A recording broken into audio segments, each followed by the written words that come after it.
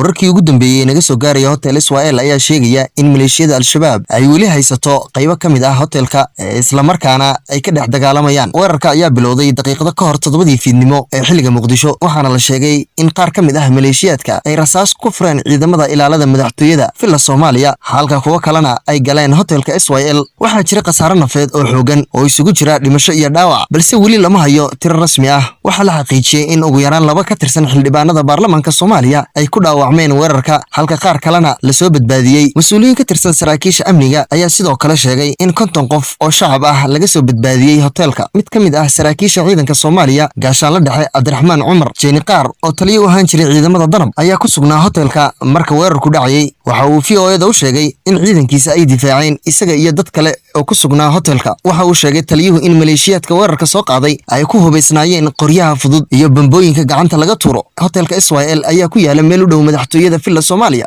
Hotelka ayaa 2 jeer oo hore waxa weerar ku qaaday maleeshiyadka ururka al-shabaab. Weerarkan caawa lagu qaaday hotel Israel waxa mas'uuliyadiisa sheegatay ururka al-shabaab, waxayna sheegeen in ujeedkeedu ahaa hotelka Israel.